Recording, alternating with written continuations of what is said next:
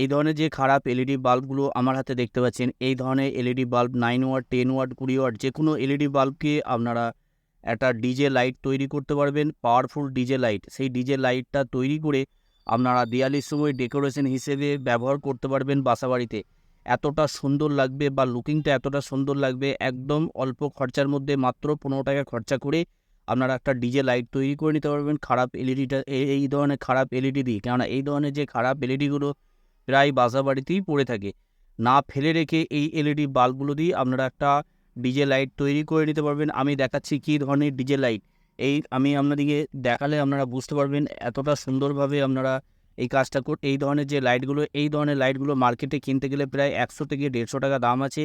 তবে এর চেয়ে এই লাইটগুলোর চেয়ে ভালো হবে এই এলইডি বাল্বটায় আপনারা যখন ডিজে লাইটটা তৈরি করবেন, এতটা সুন্দর লাগবে এই দিওয়ালির সময় আপনারা বাসাবাড়িতে যখন ব্যবহার করবেন তখন বুঝতে পারবেন।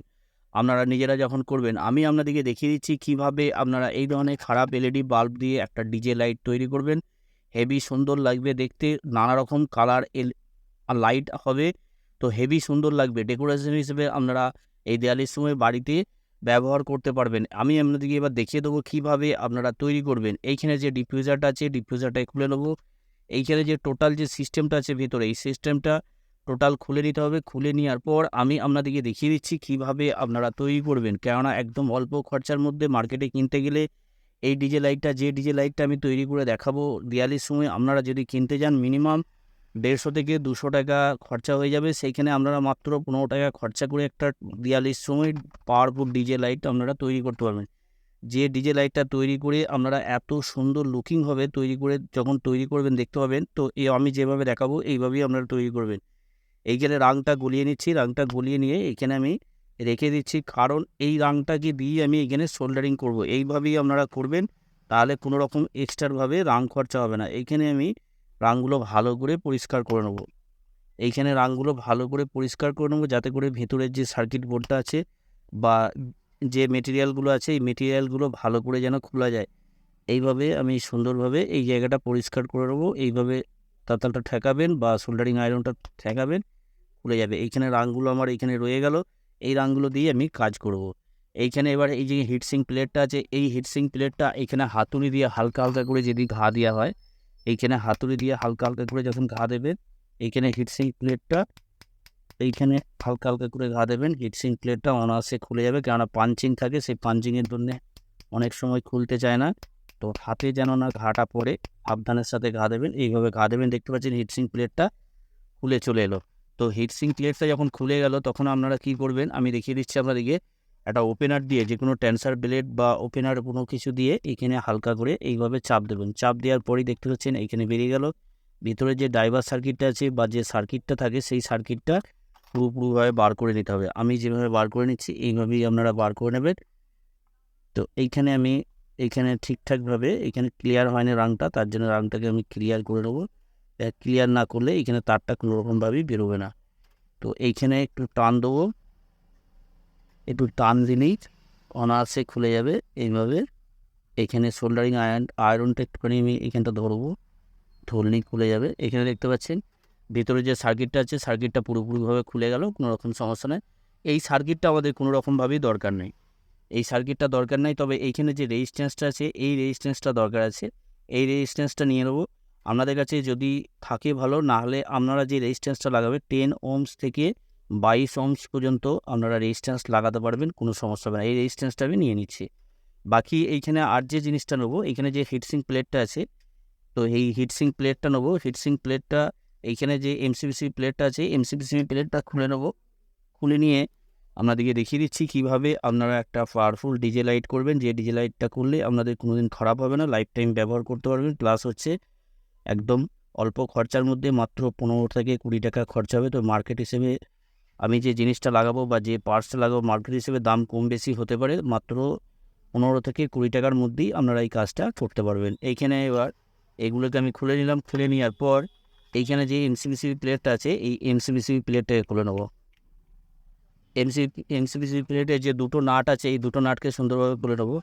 এই দুটো স্ক্রুকে খুলে নেবো। দুটো স্ক্রুকে, দুদিকে দুটো স্ক্রু আছে, দুটো স্ক্রুকে খুলে নেবো। খুলে নেওয়ার পর এবার যে কাজটা করতে হবে, এখানে স্ক্রুগুলো ভালো করে খুলে নেবো। খুলে নেওয়ার পর এবার যে কাজটা করবো আপনাদেরকে দেখিয়ে দিই। এইখানে এমসিবিসি প্লেটটাকে তুলে নেবো। এমসিবি প্লেটটাকে এইভাবে চাপ দেবেন, স্ক্রুড্রাইভার দিয়ে এইভাবে চাপ দেবেন, খুলে গেল। তো খুলে নেওয়ার পর এবার যে কাজটা করবেন, এইখানে দেখুন, এইখানে এই জায়গাটা ভালো করে আরেকটু ভালো করে পরিষ্কার করে নেবো। কেননা কাজটা যতটা পরিষ্কারভাবে করা হবে ততটাই ভালো, কেননা এইখানে যে পয়েন্টগুলো আছে এই পয়েন্টগুলোতে তার লাগাতে হবে, তার জন্য এইখানে ভালো করে পরিষ্কার করে নিতে হবে। এখানে একটা তার এইখানে লেগে আছে, তার জন্য এই সমস্যাটা হচ্ছে। তো তারটা আমি বার করে নেবো। এই যে দেখতে পাচ্ছেন বেরিয়ে যাচ্ছে, এই তারটাকে আমি বার করে নেবো। কেননা ভিতরে একটা পার্টস আছে, কম্পোনেন্ট আছে, সেই যে পার্টসটাকে আমি বার করে নেব। বার না করলে কিন্তু সমস্যা হবে। এইখানে ভালো করে সোল্ডারিং আয়রন দিয়ে এইভাবে যদি ঠোকা হয়, এইভাবে ঠুকলেই বেরিয়ে যাবে। তো বেরিয়ে গেল, দেখতে পেলেন। এবার যে কাজটা করতে হবে, এটা পিএফ ক্যাপাসিটার ছিল, পিএফ ক্যাপাসিটার দিয়ে এই সার্কিটটা তৈরি করেছিল। তো এই সার্কিটগুলো আমাদের দরকার নাই। এবার যে কাজটা করবেন, এইখানে রাংগুলো আমি কাজে লাগাবো, তার জন্য আমি রাংগুলো এখানে ভালো করে রেখে দিয়েছি। এখানে দেখতে পাচ্ছেন এই রাংগুলো আমি লাগাবো কাজে। এবার যে কাজটা করতে হবে আপনাদেরকে বলে দিই, এইখানে যে হিটসিং প্লেটটা নিয়েছে, এই হিটসিং প্লেটটা প্রথমে কি করবেন, দুটো তার নেবেন। আমার অলরেডি তার কাটা থাকে এই কাজগুলো করার জন্য বা এই ধরনের যে কোনো কাজ করার জন্য। এইখানে দেখতে পাচ্ছেন আমি 2 পিস তার নিয়ে নিলাম। এই 2 পিস তার নিয়ে নেবেন আপনাদের সুবিধা মতন তার। তো তারগুলো নিয়ে এইখানে এইভাবে এইখানে পয়েন্টের সাথে, এইখানে দেখতে পাচ্ছেন এইখানে এই পয়েন্টের সাথে আমি লাগিয়ে নেব। এইখানে পয়েন্টের সাথে লাগিয়ে নেব। এইখানে পয়েন্টের সাথে লাগিয়ে নেওয়ার পর এবার যে কাজটা করতে হবে, এইখানে দেখুন, এইখানে পয়েন্টের সাথে লাগিয়ে নিয়ে এইখানে ভালো করে এইখানে একটু পেস্ট দিয়ে নেবো। পেস্ট দিয়ে নিয়ে ভালো করে সোল্ডারিং করব। মানে পেস্ট দিয়ে দিলাম। এইখানে যে আমি রাংগুলো আমি ঝরিয়েছিলাম ওই রাংগুলি লাগাবো। আমি নতুন করে কোনো রকম রাং নিচ্ছি না, দেখতে পাচ্ছেন। নতুন রাং খরচা করার দরকার নেই। এইখানে রাংটা দিয়ে আমি গলিয়ে নিলাম, তার মানে এখানে সোল্ডারিং হয়ে গেল, কোনো রকম সমস্যা নেই। তো এইখানে এই মুহূর্তে হাত দিলে কিন্তু রাংটা আবার গলে যাবে, কেননা গরম আছে। এইখানটা তারটাকে সরিয়ে নেব।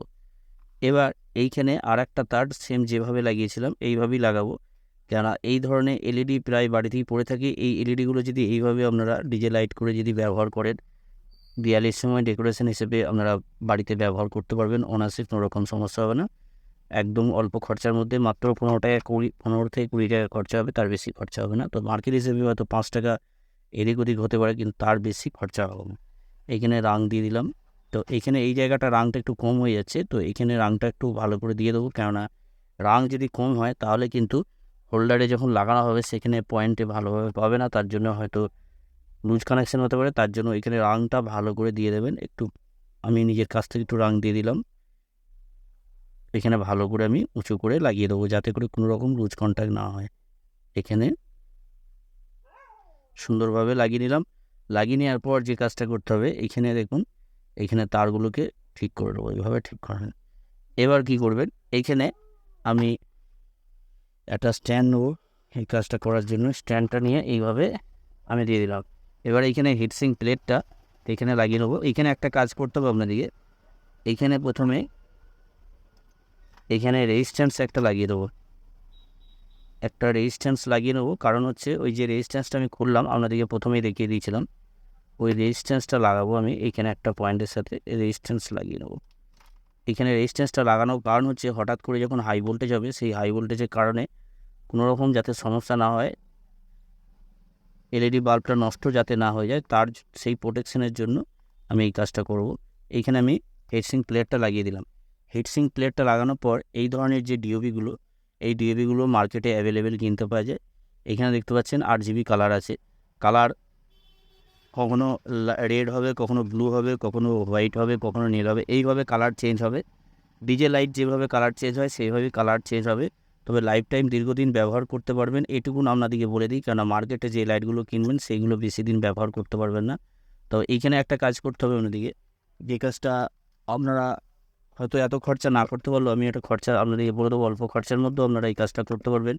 আপনাদেরকে বলে দিই, এই ধরনের যে কম্পাউন্ড পেস্টগুলো থাকে, এখানে দেখতে পাচ্ছেন এই ধরনের যে কম্পাউন্ড পেস্টগুলো থাকে, এই পেস্টগুলো লাগবে, কেননা এই পেস্টগুলো লাগানো দরকার। কেননা এইখানে যে হিটসিংটা আছে এই হিটসিংয়ের উপরে আমি পেস্ট লাগিয়ে দেবো ভালো করে, যাতে করে কোনো রকম এখানে যখন অতিরিক্ত হিট হবে সেই হিটের কারণে যাতে নষ্ট না হয়ে যায় তার জন্য এই কম্পাউন্ড পেস্টটা আমি লাগাচ্ছি।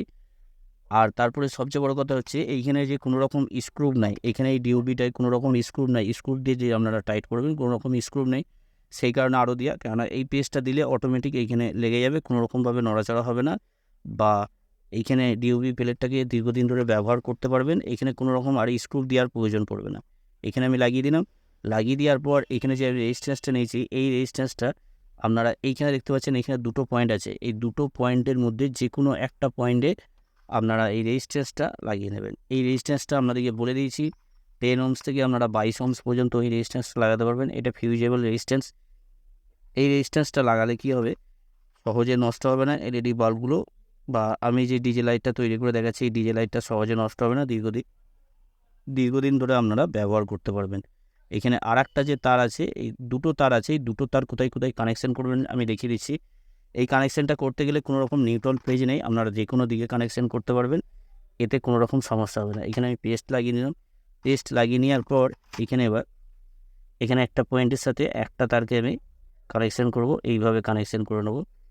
তো একটা তারের সাথে কানেকশান করে নিয়ে আমি দেখিয়ে দিচ্ছি আপনাদেরকে আর একটা তার কোথায় কানেকশান করবেন, আমি সেটাও বলে দেবো। এবার আপনাদেরকে বলে দিই কোথায় কোথায় কানেকশান করবেন, কীভাবে কী কানেকশান করবেন।